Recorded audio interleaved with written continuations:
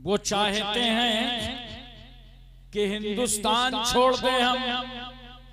बताओ, भूत के डर से मकान छोड़ दें हम? बताओ, भूत के डर से मकान छोड़ दें हम? अब इस मकाम पे हाथों के आबले देखें, अब इस मकाम पे हाथों के आबले देखें। पहाड़ काट लिया है, चट्टान छोड़ दें हम? पहाड़ काट लिया है, चट्टान छोड़ दो। बस इस जलसे से मैं आपको यही पैगाम दूंगा कि नफरतों के मुकाबले में मोहब्बतें फैलाओ। बहुत अपने पड़ोसियों से भाइयों की तरह व्यवहार करो, इन्हें इस्लाम दिखाओ, इन्हें अखलाक दिखाओ। चंद अशार हाजिर है। नफरतों का असर देखो, जानवरों का बंटवारा हो गया। नफरतों का असर देखो, जानवरों का बंटवारा हो गया। गाय हिंदू हो गई और बकरा मुसलमान हो गया। गाय हिंदू हो गई और बकरा मुसलमान हो गया। ये पेड़, ये पौधे, ये शाखें भी परेशान हो जाएं। ये पेड़, ये पौधे, ये शाखें भी परेशान हो जाएं। अगर परिंदे भी हिंदू और मुसलमान हो जाएं, अगर परिंदे भी हिंदू और मुसलमान हो जाएं, सूखे मेवे भी ये देखकर हैरान हो गए। काजू, बादाम, किशमिश, छुआरा, चिरौंजी, गरी, सूखे मेवे भी ये देखकर हैरान हो गए। न जाने कब नारियल हिंदू और खजूर मुसलमान हो गए। क्या तमाशा बनाया है। हर हरी चीज को मुसलमान बना और हर लाल चीज को हिंदू बना। क्या तकसीम की है, रंग की तकसीम, दरख्त की तकसीम, खाने पीने की तकसीम। हर हरी चीज मुसलमान और हर लाल चीज हिंदू। अरे मैंने कहा अगर ऐसे ही तकसीम करोगे तो सारी सब्जियां मुसलमान, सही है, तो भी तुम्हारे हाथ लगेगा क्या? गाजर और टमाटर और तरबूजा की परेशानी कौन दूर करेगा? अबे वो बाहर से मुसलमान है, अंदर से हिंदू। इसलिए मुसलमानों में तुमसे गुजारिश करता हूं, तुम 1400 साल पहले पलट जाओ और अपने आका सल्लल्लाहु अलैहि वसल्लम का अखलाक समाज के सामने रखो, जिसे कुछ बताना ना पड़े। लोग अखलाक देखते जाएं और कलमा पढ़ते जाएं। ये एक इल्मी महफिल है। हमारे बहुत सारे तलबा भी यहाँ मौजूद हैं, उलमा हाजिर हैं। मैं आपसे गुजारिश करूंगा कि पढ़ाई में कदम बढ़ाते, रोटी, कपड़ा, मकान का शौक कम कर दो, तालीम का शौक बढ़ाओ। वो जो गांव वालों ने 40 साल पहले भेजे में भरा था ना कि पढ़ने लिखने से होगा क्या, नौकरी तो मिलेगी नहीं।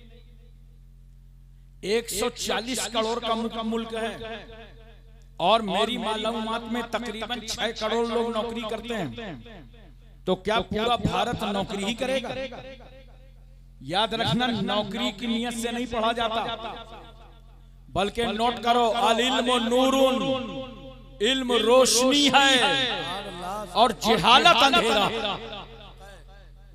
पढ़ा इसलिए जाता है ताकि जिहालत के अंधेरों से निकलकर रोशनी में आ जाओ। फिर आप कारोबार कर सकते हैं, सर्विस कर सकते हैं, बिजनेस कर सकते हैं, तिजारत कर सकते हैं। लेकिन ये मुसलमानों के बच्चे जो हैं बस हाई स्कूल इंटर तक पढ़ते हैं, वो भी अक्सर इंटर में फेल हो जाते हैं। घर रोते हुए जाएंगे, माँ पूछेगी क्या हुआ, क्या बतावें अम्मा फेल हो गए। मेहनत तो बहुत करते थे, फेल क्यों हो गए? क्या बतावें, मुसलमान है ना। देखा कैसे नफरत फैला रहा है। कैसा भेदभाव पैदा कर रहा है। अबे कंपटीशन का दौर है, इंटर और हाई स्कूल में तेरा नाम नहीं देखा गया था, रूल नंबर से नंबर मिले थे।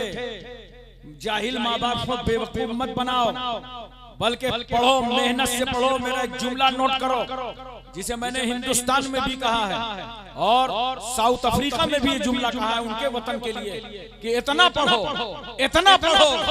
कि अपने वतन की जरूरत बन जाओ। जब इतना पढ़ोगे तो सदर जमहूरिया तुम ही बनाए जाओगे। अच्छा, पढ़ते हैं नहीं।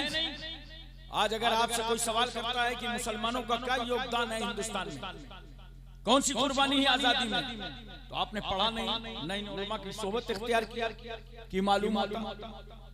आज से सुन लो, अगर कोई कहे कि मुसलमानों ने कितनी कुर्बानी दी है तो बताना, जाओ दिल्ली इंडिया गेट पर और वहां नाम लिखे हैं मुसलमानों के 65,000 नाम लिखे जिन्होंने मुल्क के लिए कुर्बानी दी।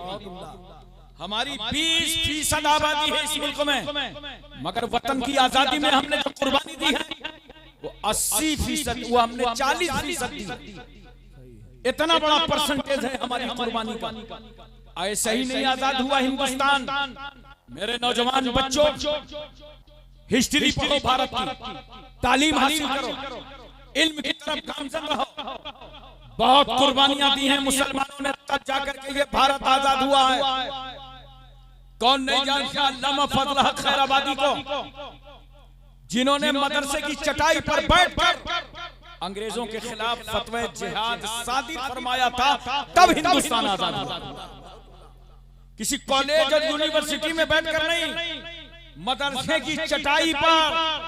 कहां हैं वो लोग जो कहते हैं कि मदरसे आतंकवाद के अड्डे हैं? मैंने कहा भाई, मैं तुम्हें एडमिशन के लिए तैयार हूं, आओ दाखिला करा के तो देखो। ये मदरसे आतंकवाद के अड्डे नहीं हैं, बल्कि याद रखो इन्हीं मदरसों से फतवे जारी हुए थे अंग्रेजों के खिलाफ। अगर ये अरबी मदरसे ना होते तो हिंदुस्तान आजाद ना होता। एक बात और सुनो, बहुत प्यार से और समझने की कोशिश करो। अल्लामा फजल हक खैराबादी को काले पानी की सजा दे दी गई और जाकर के उन्होंने अंग्रेजों से कहा था, मुझे कलम दे दो, कागज दे दो, मैं अपने वतन हिंदुस्तान की तारीख लिखना चाहता हूं। अंग्रेजों ने कहा था, अल्लामा साहब, ये गेस्ट हाउस नहीं है, ये कैद खाना है, न कलम मिलेगा न कागज। उस वक्त अल्लामा फजल हक खैराबादी ने कहा था, तुम मेरे हौसले को रोक नहीं सकते। कोयला को कलम बना लिया, कपड़े को कागज बना डाला, अस्सौरतुल हिंदिया नामी किताब लिख डाली। और जिस वक्त आपका जनाजा निकल रहा था उस जजीरे से, तो घर वाले मिलने गए थे। घर वालों ने देखा हमारे बेटे का जनाजा निकल रहा है। लोगों से पूछा कौन है? कहा तुम्हारा बेटा वतन की मोहब्बत में कुर्बान हो गया। घर के लोगों ने आंखों के आंसू पोंछते हुए कहा था, अब बेटा नहीं मिलेगा लेकिन वतन की आजादी जरूर मिलेगी। मुफ्ती इनायत अहमद साहब काकोरी को कौन नहीं जानता? काले पानी की सजा काट के जब निकल रहे थे तो उनके दोनों हाथों में किताब थी, एक हाथ में इल्मुस्सेगा, एक हाथ में तवारीख हबीब इलाह। और ये दोनों किताबें अरबी मदरसों में दाखिले निसाब, मुजाहिदीन आजादी की लिखी किताबें मदरसों में पढ़ाई जाती हैं। कौन नहीं जानता मौलाना लुत्फुल्लाह शाह अलीगढ़ी को?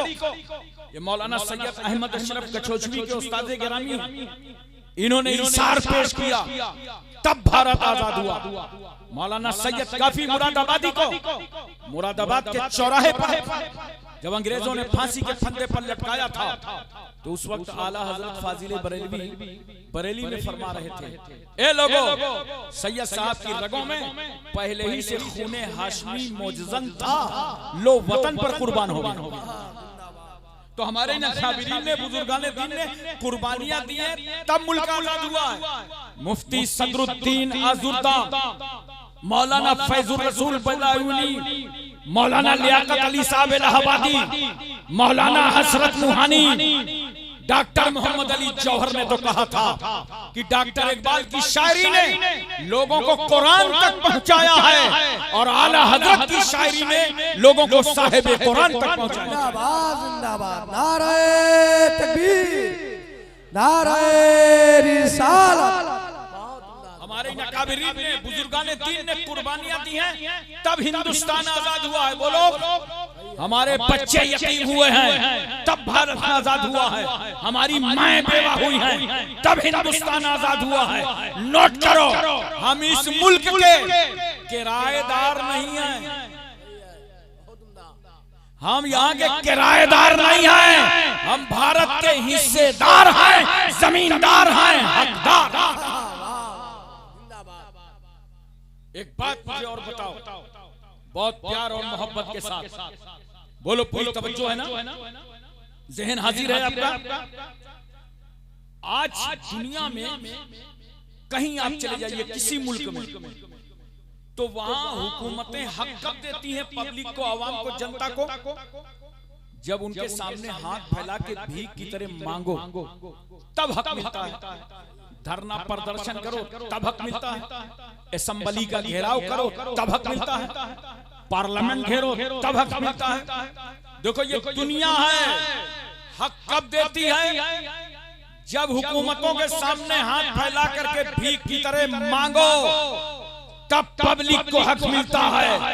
मगर कुर्बान जाओ उस रहमतुल लिल आलमीन पर कि मेरा रसूल मक्के और मदीने की चटाई पर बैठा है, नबी के सामने न कोई धरना है, न प्रदर्शन है, न कोई आंदोलन है, न कोई तहरीक है, न कोई मुतालबा है, न कोई अपील है, न हाथ फैला के कोई मांग रहा है। मगर इतने मेहरबान हैं मुस्तफा कि बगैर मांगे गरीबों को हक दे रहे हैं मुस्तफा, यतीमों को हक दे रहे हैं मुस्तफा, लावारिसों को हक दे रहे हैं मुस्तफा, बीमारों को हक दे रहे हैं मुस्तफा, कमजोरों को हक दे रहे हैं मुस्तफा, अपाहिजों को हक दे रहे हैं मुस्तफा। अरे वो बेटियां जो पैदा होते ही जिंदा दफन कर दी जाती थी, उनको जिंदगी का हक दे रहे हैं मुस्तफा।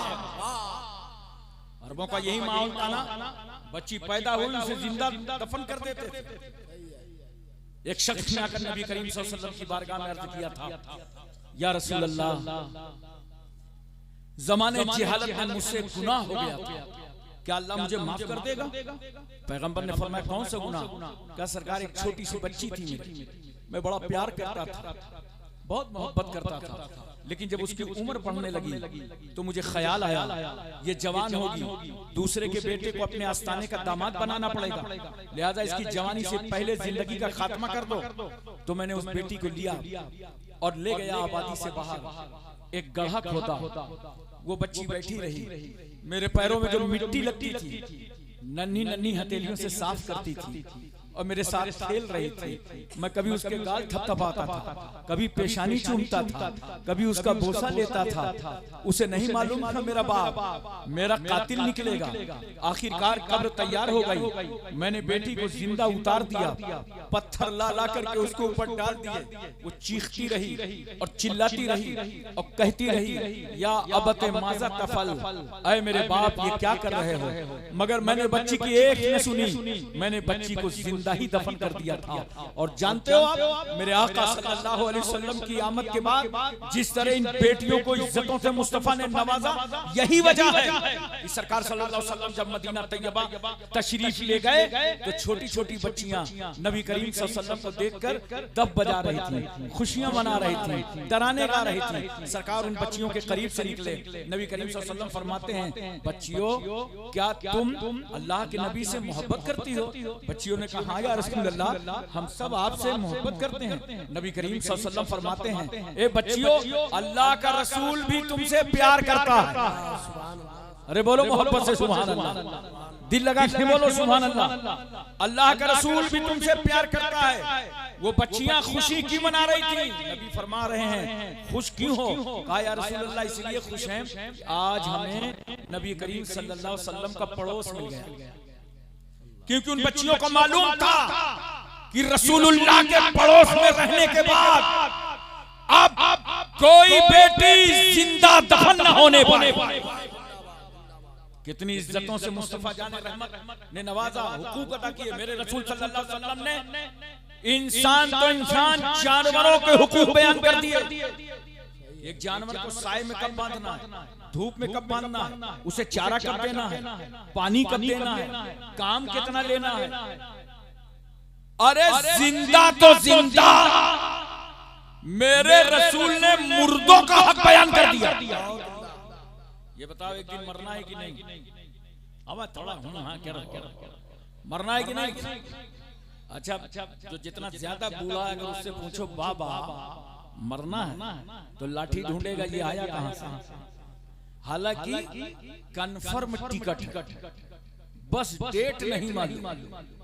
मरना है ना, याद करो नौजवानों, एक वक्त वो आएगा जब हमारा तुम्हारा लाशा आंगन पे रखा होगा, रूह निकल जाएगी, समाज रो पड़ेगा।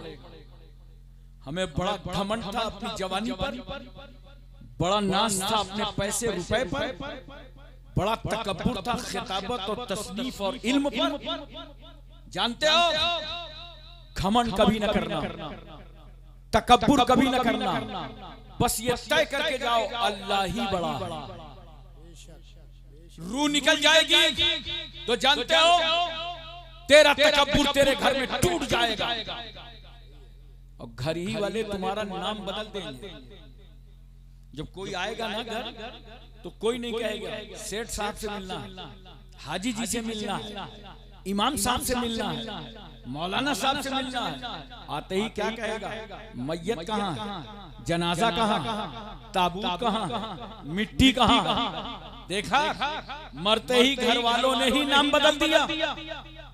5 घंटे मुश्किल से गुजरेंगे, खानदान और समाज के जिम्मेदार लोग खड़े हो जाएंगे और कहेंगे टाइम मत करो, नहला पटरे पे लेटा दिए जाओगे, चादर का पर्दा होगा, कपड़े उतारो। अब जैसे ही कपड़े उतारने लगे तो कपड़े कुछ टाइट थे। मैं आपकी तवज्जो चाहता हूं, कपड़े टाइट थे। इतने में एक समझदार शख्स खड़ा था, उसने कहा ठहरो, कपड़े मत उतारना वरना मुर्दे को झटका लग जाएगा। कैंची ले लो, काट, ताकि मुर्दे को तकलीफ न होने पाए, मुर्दे को झटका न लगने पाए। इसलिए मैं कहता हूं मुसलमानों, इस्लाम पढ़ो और समझो और दुनिया को बताओ, समझा दो अमेरिका को, बता दो बर्तानिया को, दिलो दिमाग में उतार दो इस्राइल के गुंडों के, भारत की जमहूरियत के माथे पर जबर का टीका लगाने वालों को समझा दो, जो इस्लाम एक मुर्दा को तकलीफ ना देता हो, वो इस्लाम किसी जिंदा को क्या तकलीफ दे। इस्लाम रहमतों का मजहब है, बरकतों का मजहब है, इंसानियत का मजहब है, मानवता का मजहब है, बशरियत का मजहब है, इखलास का मजहब है, अखलाक का मजहब है, भाईचारा का मजहब है, मसावत का मजहब है। इस्लाम अहिंसा का मजहब है। नहला करके जानते हो 3 चादरों में लपेट दिए जाओ और कफन में जेब नहीं होती। पैदा हुए थे बरहना, वापसी 3 चादरों में, कुछ लेके नहीं जाओगे। सिकंदर बादशाह ने अपनी रियाया से कहा था कि जब मैं मर जाऊं तो दोनों मेरे हाथ ताबूत से बाहर लटका देना, और जिन लोगों ने मेरा इलाज किया है, अतिपा ने, डॉक्टरों ने, उनसे कहना अपना यूनिफॉर्म पहन लें और मेरे जनाजे के आगे चलें। लोगों ने कहा बादशाह सलामत, ये आगे क्यों चलेंगे, जनाजे के तो लोग पीछे चलते हैं।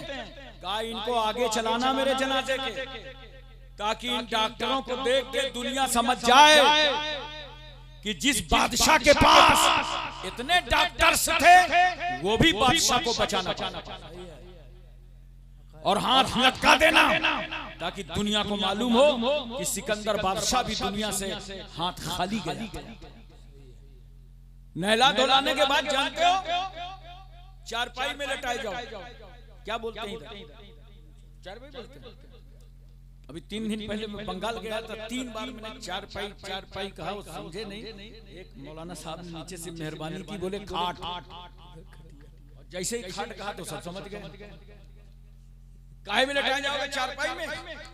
अब मैं ऊपर वालों से नहीं पूछता, थोड़ा सा आप लोग आगे मेरे पास, जल्दी से मिलूंगा नहीं, मैं मिल गया हूँ। मौलाना इल्मुल हुदा साहब का शुक्रिया अदा किया। किस पे लेटाए जाओगे? जोर से बोलो। चारपाई। अब एक सवाल का जवाब और दे दो, ये चारपाई आएगी कहां से? नीचे वाले बताना। हाँ बोला बोला। मदरसे वाले, कहीं मदरसे से कहीं मस्जिद से। बोलो अब कुछ समझ में आया? मरने के बाद चंदे वाली चारपाई में लेटाए जाओगे और वही इमाम जो खुतबा देता है, खड़ा होता है, बार बार कहता है मस्जिद का ख्याल कीजिए, अखराजात के लिए कुछ दीजिए, तो मस्जिद से बाहर निकलने के बाद खूब बकवास करते हो। अबे इमाम साहब जब देखो चंदा ही मांगा करते हैं, तुम्हारे आखिरी प्रोग्राम के लिए चंदा मांगा कि नमाज जनाजा भी यही होगी और उसी चारपाई में लेटाए जाओगे। याद रखो, उलमा की कदर किया करो, हाफिजों की कदर करो, मस्जिद के इमामों की कदर करो।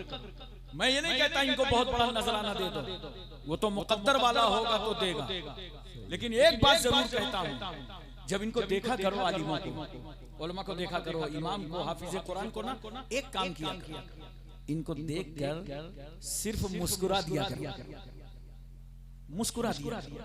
तो जानते हो, तो तुम्हें सदके का सवाब अल्लाह ताला अता फरमाएगा और इन उलमा का हौसला बुलंद हो जाएगा।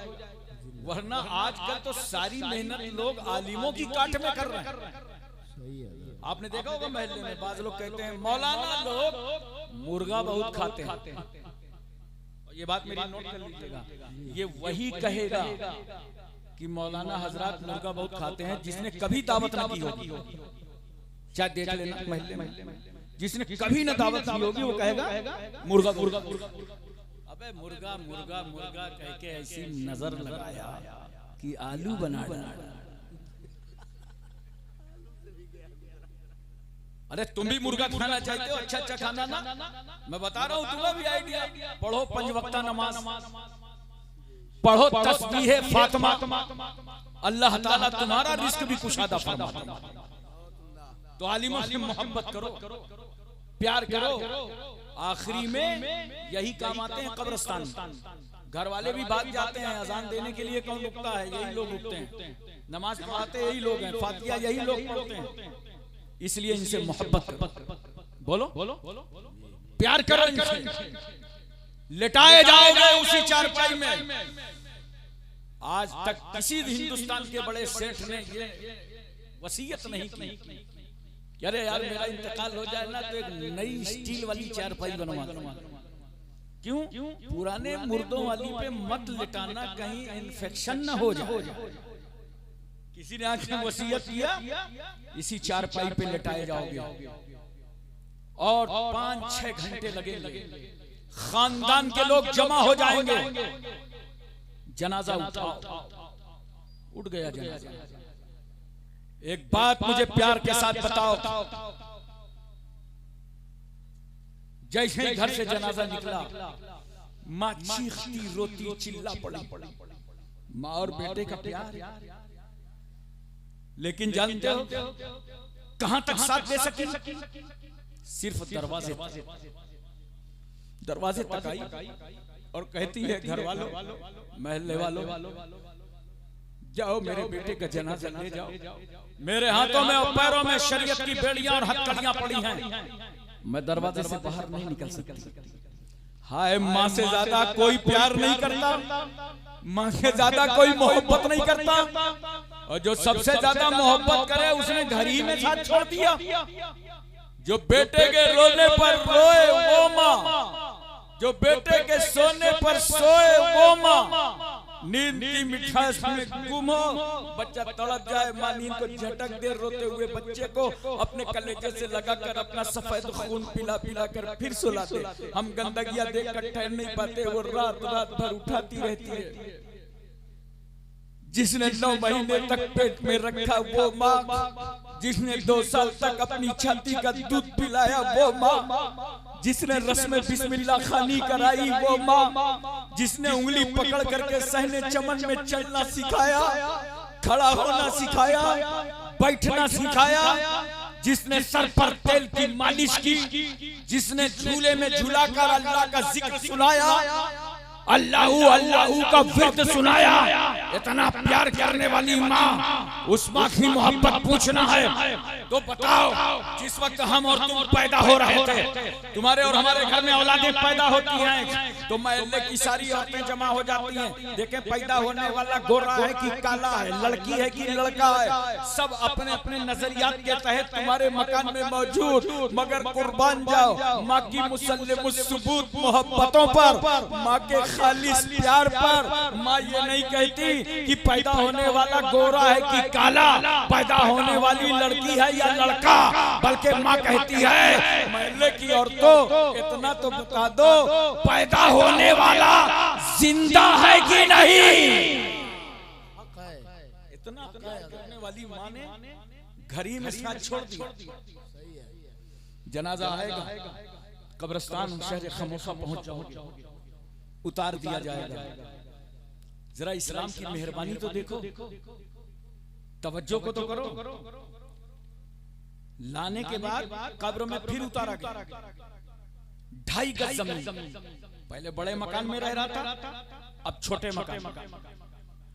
मकान बदलता है मोमिन, इसलिए मैं कहता हूं मोमिन बन जाओ।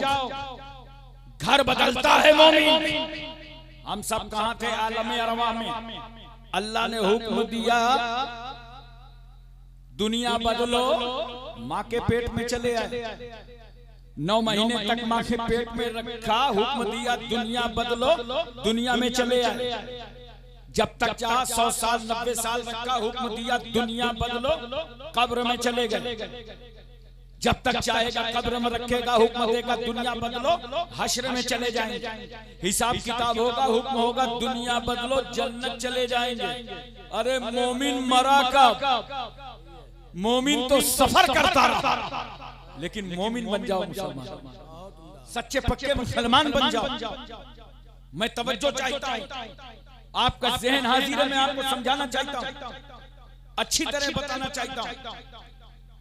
ला करके 2.5 गज जमीन पर लेटा दिया, और ऐसे मिट्टी नहीं डाली जाती, क्या इस पे छत डाल दो, पत्थर लगा दो या लकड़ी रख दो, बनगे बना दो, बनगे के ऊपर मिट्टी रहेगी, जलाना मत।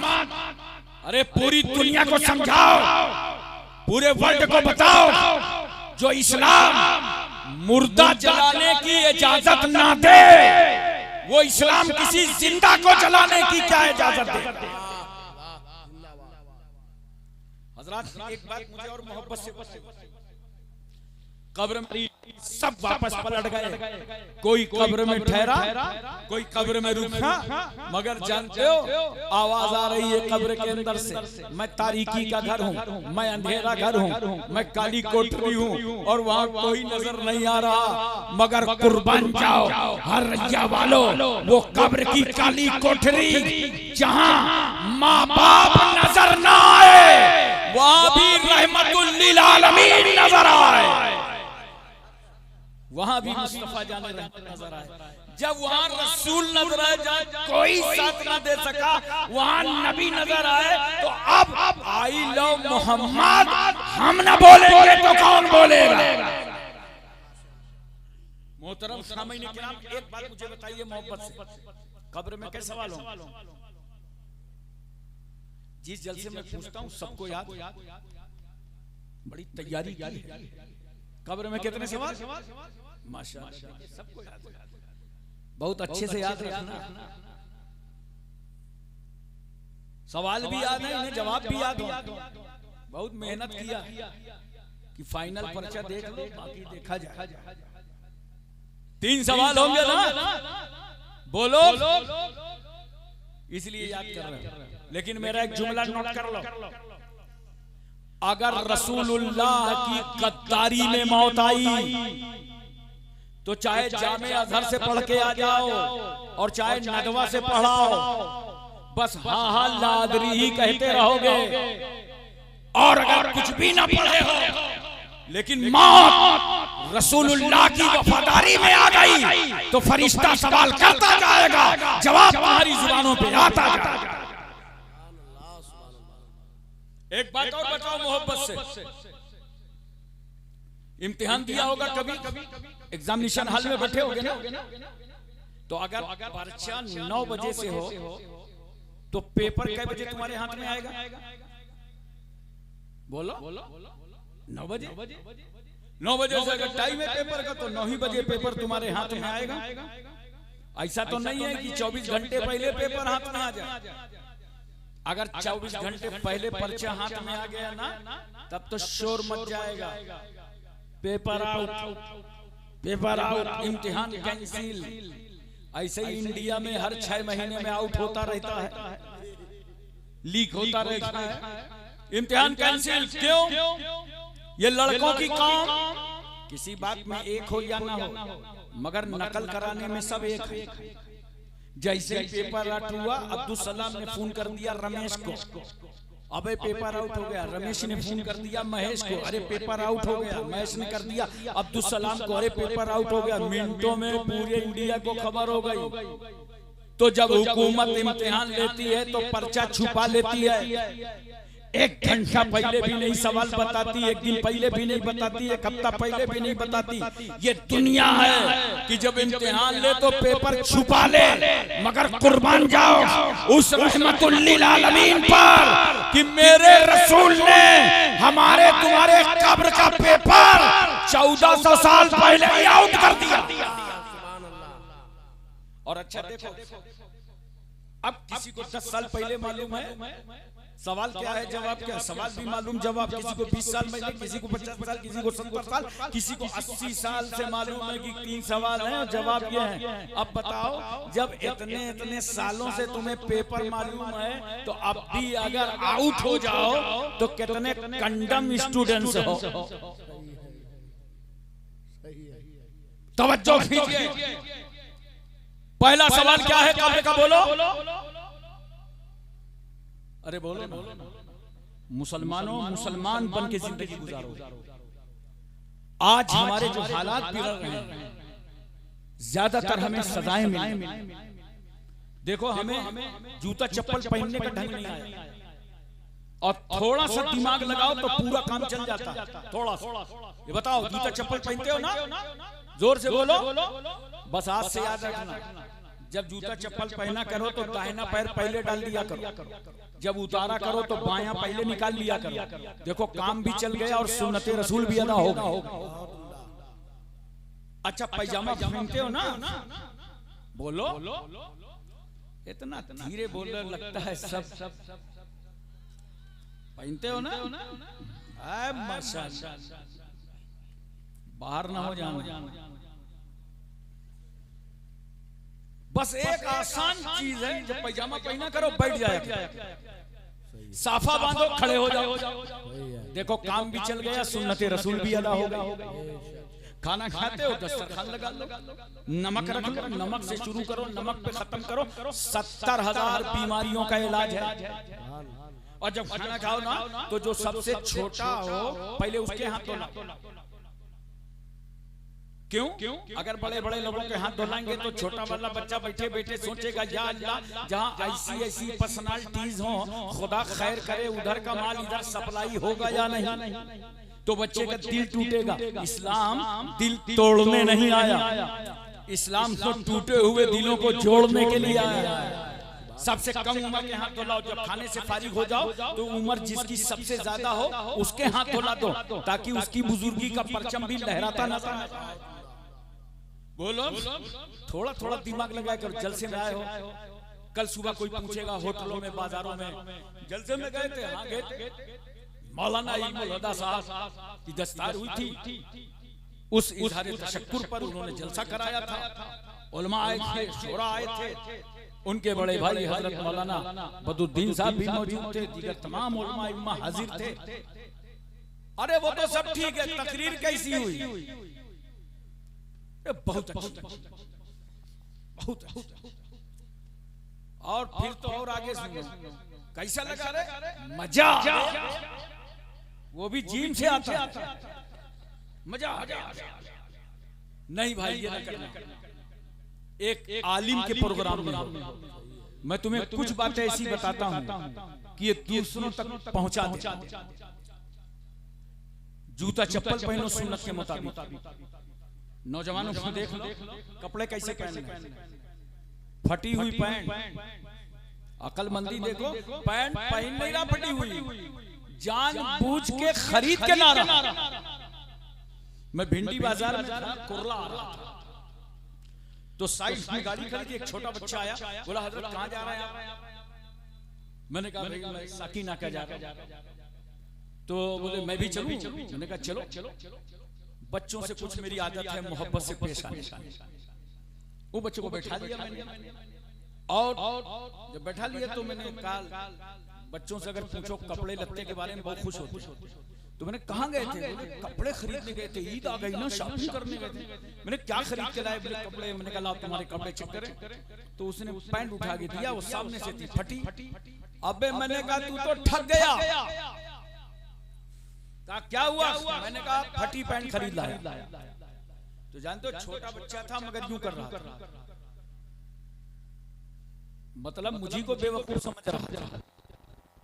सजा से बचने की सबील करते हैं, सजा से बचने की सबील करते हैं। पुराने लोग हैं, पुराना वकील करते हैं। इसने उन्होंने सोचा ये पुराने ख्याल के आदमी हैं।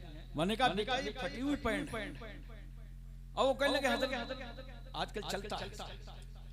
अरे नौजवान फटी पैंट पहनने लगा। जिस दिन बंबई का कोई हीरो नंगा हो जाएगा ना, तो आधा भारत नंगा नजर आएगा। तवज्जो कीजिए आप जरा। इस्लाम ने तुम्हारे हाथ में कैंची नहीं दी कि काटते फाड़ते रहो, सुई और धागा दिया है कि फटी हुई चीजों को सिलते रहो। तवज्जो कीजिए जरा सा। इस तरह के लिबास मत पहनो। और इतनी टाइट पैंट पहनता है नौजवान कि पता नहीं चलता कि इसने पैंट को पहना है कि पैंट ने इसको पहना। फिर पेशाब करो तो सामने सब छींटे आती हैं। अल्लाह के रसूल सल्लल्लाहु अलैहि वसल्लम फरमाते हैं इस्तंज़िहु अनिल बौल फइन्नहु आम्मतु अज़ाबिल क़ब्र मिन्हु। ऐ लोगों बचो पेशाब की छींटों से, आम तौर से अज़ाब क़ब्र इसी से होता है। नौजवानों पेशाब की छींटों से बचो। मेरा एक जुमला नोट करो, ऐसे कपड़े पहनो कि तहारत में आसानी हो, और ऐसे कपड़े पहनो कि इबादत में आसानी हो। इधर से कटा के, इधर से कटा के, ऊपर से कटा के, नीचे से कटा के। अब तो एक मशीन आ गई है, कटवाने की जरूरत नहीं, सरवाई डाल दे, उधर से कटाया माल आ रहा। और यहाँ से काट के चारों तरफ यहाँ इस तरह गुच्छा बना है जैसे मुर्गी का झुआ, किसी समंदर का जजीरा नजर आ रहा। 3 तरीके के बाल। यही मैं कह रहा हूँ, सीख के जाना और बताना क्या सीख करके आए। 3 तरीके के बाल रखना चाहिए। या तो कसर करा दो पूरे बाल, या ताबदोश या ताबगोश, या तो कान की लौ तक बाल रखो, और या तो ये शाने तक बाल रखो। इस्लामी जिंदगी जिंदा रहो मुसलमानों। ये जलसे इसीलिए किए जाते हैं ताकि इस्लामी पैगाम आप तक पहुंचे। और मुझे अफसोस ये है कि जिन लोगों ने अभी कलमा नहीं पढ़ा है, अगर वो लोग गलत लिबास पहनते हैं, गलत बाल रखते हैं, और गलत रख रखाव करके गलत ढंग से खाना पीना खाते हैं। खाना पीने देखो ना आजकल गांव में कुर्सी में लोग खाते हैं, और उसके साथ वो क्या करते हैं, जिसमें अपने से निकाल के लाते हैं उसको क्या बोलते हैं? नहीं डोंगा नहीं, हाँ बम्फर सिस्टम। मैंने बंगाल में पूछा कि भाई क्या नाम है, तो बोले बम्फर सिस्टम। अब आप वाकई बम्फर, भीड़ लगी है, पहुंच नहीं पा रहे हो, कैसे कैसे पहुंचे। अब निकालने लगे प्लास्टिक की प्लेट, निकालना चालू किया, बोटी पलटिया टेढ़ियाए जा रही, सालन गिर रहा। बोलो अरे मैं कहता हूं आज अच्छी दावत थी। आज तो जानते हो तुमको क्या करना था? आज 2 रकात नमाज महफिल पढ़ के जाते कि अल्लाह अच्छी व्यवस्था और सुन्नत के मुताबिक खाना खाते। जब अल्लाह ने अच्छा खाना दिया, अच्छा इंतजाम तेरे लिए किया, तो नाशुक्री इतनी की कि सुन्नत का मजाक उड़ाने लगा। ये वो लोग करें जिनका दुनिया में कोई आइडियल ना हो, वो बॉम्बे के हीरो को आइडियल बनाएं।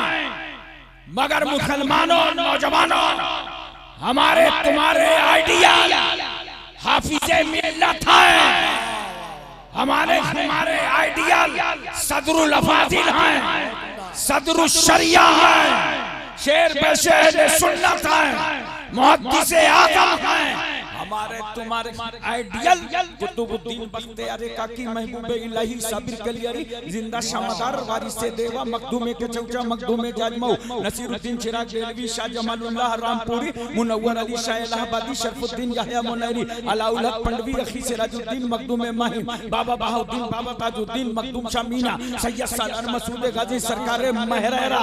हमारे तुम्हारे आइडियल सैयदना ख्वाजा गरीब नवाज हैं। हमारे तुम्हारे आइडियल पीराने पीर, दस्तगीर, रोशन दमीर, पुरतनवीर, बातासीर, जिनके कदमों में हम गरीबों की तकदीर। नारे तकबीर, नारे रिसालत। बहुत हमारे आइडियल, हमारे आका व मौला जनाबे मुहम्मदुर रसूलुल्लाह सल्लल्लाहु अलैहि वसल्लम, जिनके यहाँ सारा खजाना मौजूद है, वो दूसरों की नकल कर रहे हैं, वो दूसरों के नक्शे कदम पे जा रहे हैं। जवानों, अपने आप को संभालो, अपने आप को सुधारो और उस कब्र की तारीकी से डरो। बहुत सारे लोग बहुत हल्के में लेते हैं, कहते हैं अरे वो जब हिसाब किताब होगा देखा जाएगा। देखा, तौबा तौबा, इतने हल्के में। अरे हिसाब किताब के नाम पर तो तुझे तौबा करना चाहिए कि अल्लाह माफ कर देगा, अल्लाह हमें गुनाह से बचाए। कहते देखा देख ले। अबे वो गांव घर की खेती नहीं है कि आखिरी में मेड़ सीधी कर लेंगे, देख लेंगे, पलाट सीधा कर लेंगे, देख लेंगे। वो खुदा जो अहकमुल हाकिमीन, रब्बुल अरबाब, काज़ीउल हाजात, मौला किबरिया, बड़ा कबीर, खबीर, समी, बसीर, वो सब कुछ कर सकता है। इन्नल्लाह अला कुल्लि शैइन कदीर, वो हर चाहे पर कादिर है। लिल्लाहि मुल्कु समावाति वल अर्द, जमीन और आसमान की बादशाहत उसके लिए है। वो हाकिम है, हम महकूम, वो नासिर है, हम मंसूर, वो राहीम है, हम मरहूम, वो कादिर है, हम मक़दूर, वो मसजूद है, हम साजिद, वो महबूब है, हम आमिर। बगैर उसकी मर्जी के एक जर्रा भी हरकत नहीं करता, सब उसके कंट्रोल में, कब्जे में, सबको इहाता किए हुए आए। हर वक्त अल्लाह का खौफ रखो, बड़ा से बड़ा गुनाह छूट जाएगा तुम्हारा अगर दिल में तुम खुदा का खौफ उतार दो। तो पहला सवाल खबर का क्या है? क्या पीछे से कोई बताएगा? चलो मैं बताता हूँ, टाइम बहुत हो गया। मन रब्बो का क्या? ठीक से याद कर लेना, याद नहीं। तुम्हारा रब कौन है? ये फरिश्ते ने पूछा तो मोमिन था। मोमिन कह रब्बी अल्लाह, मेरा रब अल्लाह है। इतने में फरिश्ते ने दूसरे सवाल की तैयारी कर दी। मैंने कहा फरिश्तों, ये दूसरा सवाल क्यों कर रहे हो? उसने तो बता दिया मेरा रब अल्लाह है। तो दूसरे सवाल का तेवर बता रहा है कि अल्लाह को बहुत सारे लोग रब मानते हैं, ईसाई भी मानते हैं, नसरानी मानते हैं, बहुत सारी कौम। और हमारे इंडिया में तो जब कुछ नहीं समझ में आता तब मानते हैं और कहते हैं भैया मालिक एक ही है, रब वही है, तब मानते हैं। तो अल्लाह को तो बहुत सारे लोग मानते हैं। इसलिए फरिश्ता पूछ रहा है माँ दीनों का, ठीक है, तू अल्लाह को रब मानता है, ये बता किस कानून के तहत मानता है, किस दिन की रोशनी में खुदा को रब मानता है? क्योंकि इस्लाम ने जो रब मानने का तस्वुर दिया है वो तस्वुर काबिले कबूल है। इसलिए फरिश्ता कह रहा दीन बता, तेरा दीन क्या है? मोमिन था, उसने कहा दीन अल इस्लाम, मेरा दीन इस्लाम। इतने में फरिश्तों ने तीसरे सवाल की तैयारी कर दी। मैंने कहा फरिश्तों, उसने बता दिया मेरा रब अल्लाह है, मेरा दीन इस्लाम है, ये तीसरा सवाल क्यों कर रहे हो? तो तीसरे सवाल का अंदाज बता रहा है। इस्लाम में भी कई फिरके हैं, कुछ लोग तो अपनी जमात का नाम ही पूरा इस्लाम के नाम के साथ रखे हुए हैं। इसलिए फरिश्ता तीसरा सवाल कर रहा है मा कुंता तक़ूलु फी हाज़ा रजुल, इस मर्द के बारे में बताओ, क्या ख्याल है, क्या राय है, क्या इरादा है। इतने में हमारी तुम्हारी कब्रों में आ गए जनाब मुहम्मदुर रसूलुल्लाह, आ गए रासुल वफा, आ गए वजहुस सफा, आ गए शम्सुद्दुहा, आ गए बदरुद्दुजा, आ गए नूरुल हुदा, आ गए नजमुन नदा, आ गए ऐनुन नका, आ गए इस्मुन नका, आ गए कंजुलता, आ गए कशफुल गता, आ गए बहरुल मनन, आ गए नहरुस सुनन, आ गए जमीलुल शियम, आ गए शफीउल उमम, आ गए साहिब जूदो करम, आ गए हुजूर अकरम, आ गए सैयद आलम, आ गए नूरे मुजस्सम, आ गए ताजदार अरब व अजम, आ गए फख्र बनी आदम, आ गए नबी मुहतरम, आ गए रसूल मुअज्जम, आ गए नय्यर आलम, आ गए असले कायनात, आ गए खुलासा मौजूदा। मोमिन ने चेहरे रसूल देखा, का इनके बारे में पूछ रहे हो, ये वही रसूल हैं जिनको देखा नहीं था। जलसे में इन्हीं के लिए खड़े होते थे, मिलाद में इन्हीं के लिए खड़े होते थे, कॉन्फ्रेंसों में इन्हीं के लिए खड़े होते थे। फजर पढ़ा खड़े हो गए, जोहर पढ़ा खड़े हो गए, असर पढ़ा खड़े हो गए, मगरिब पढ़ा खड़े हो गए, इशा पढ़ा खड़े हो गए, जुमा पढ़ा इन्हीं के लिए खड़े हुए, ईदैन पढ़ा इन्हीं के लिए खड़े हो गए। जब हम अपने आलिमों की जुबान से इस आका की बात सुनते थे, हमारे आंख में आंसू आते थे, दिल रोता था, यादें आती थी कि हम मुस्तफा को देखेंगे। आज इनके बारे में पूछ रहे हो, जानते हो यही वजह है जो आशिके रसूल होता है वो अपनी मौत को मौत नहीं, अपनी जिंदगी की मेराज समझता है। जिंदाबाद जिंदाबाद। इस मर्द के बारे में बताओ क्या ख्याल है, मैं तवज्जो चाहता हूं।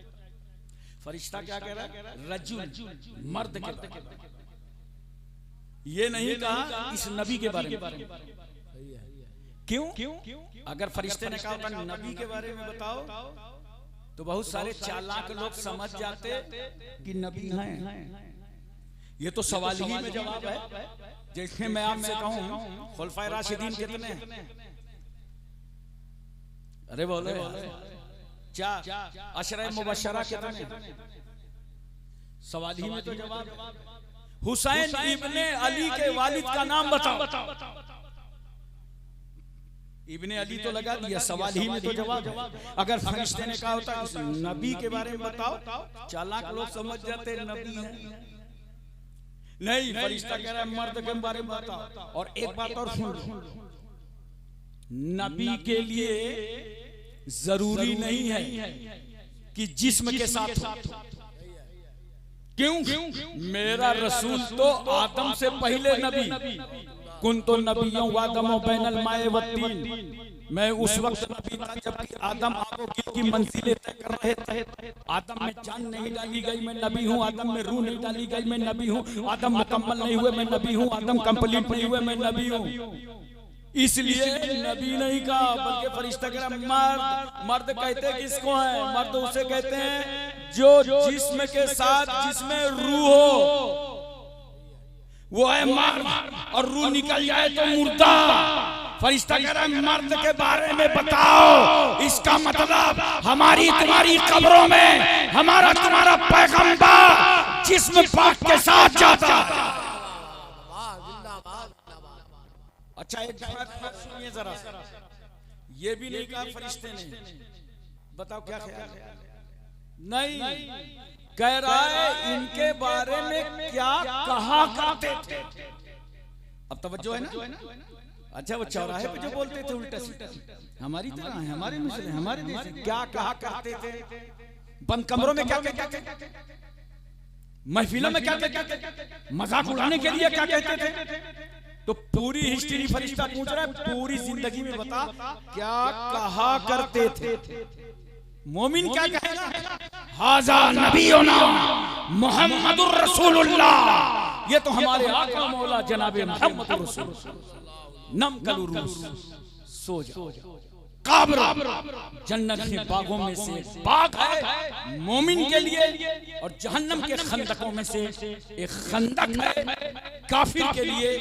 अल्लाह पाक की दुआ की बारगाह में दुआ है, परवरदिगार आलम हमको और आपको सबको इल्म अमल की तौफीक रफीक अता फरमाए। व आखिर दावाना अल्हम्दुलिल्लाहि रब्बिल आलमीन। अस्सलाम।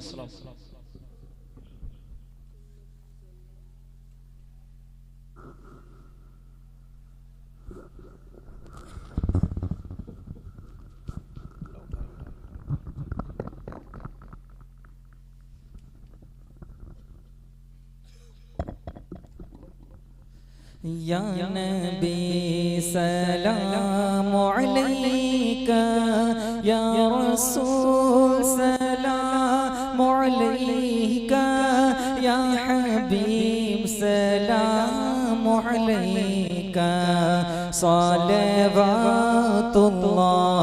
अलैका।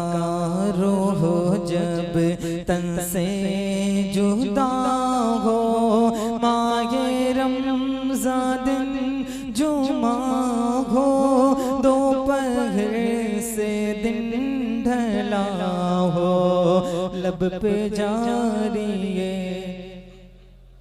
हो या नबी सलाम अलैका या रसूल सलाम अलैका या हबीब सलाम अलैका सलवातुल्लाह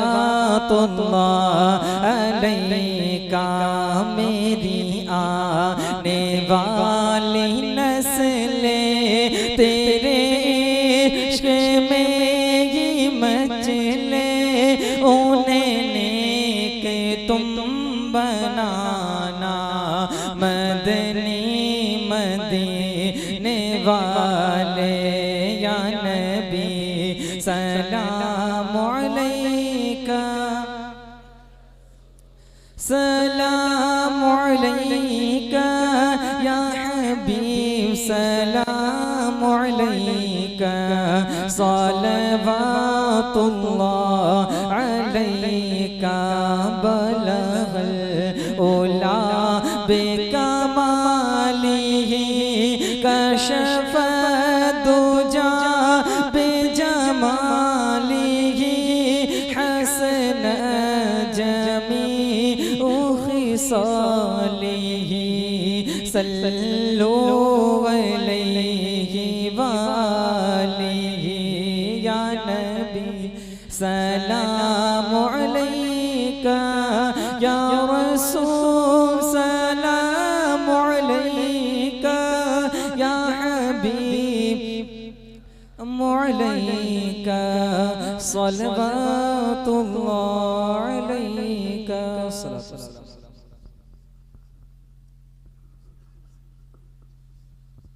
अल्लाहुम्मा सल्ली अला सय्यिदना मौलाना मुहम्मदिन व अला सय्यिदना मौलाना मुहम्मदिन बारिक व सल्लिम सलातु व सलामुन अलैका या रसूलल्लाह सल्लल्लाहु अलैहि वसल्लम। अल फातिहा।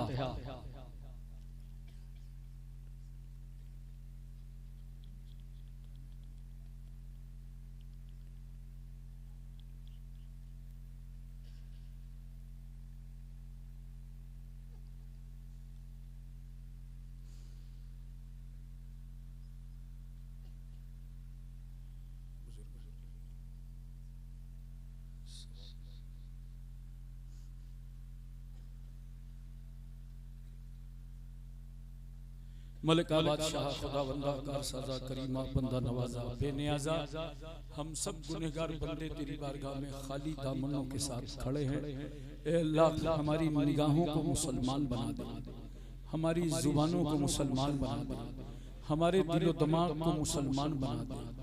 मुसलमान वो है जो मुसलमान को न सताए, मुसलमान वो है जिसके हाथों से मुसलमान महफूज रहे। ए अल्लाह अपने महबूब के फरमाया जैसा मुसलमान बना दे। परवरदिगार आलम मालिक व मौला, हमें नहीं मालूम तेरे इन बंदों में कौन बंदा किस इरादे से खड़ा है, कौन अपनी जवान बेटी की शादी के लिए तड़प रहा है, कौन एक वक्त का इज्जत का टुकड़ा तोड़ने को बेचैन है।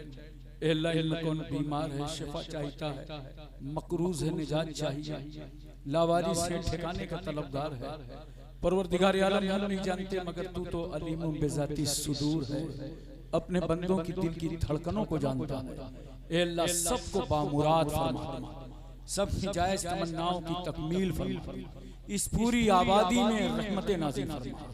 परवरदिगार आलम मौलाना इल्मुल हुदा साहब मिसबाही को एक सच्चा पक्का दीन का रहबर रहनुमा कायद बना। ए अल्लाह उनका इल्मी फैजान जारी व सारी फरमा, इस पूरी आबादी में रहमतें नाज़िल फरमा, बरकतें नाज़िल फरमा।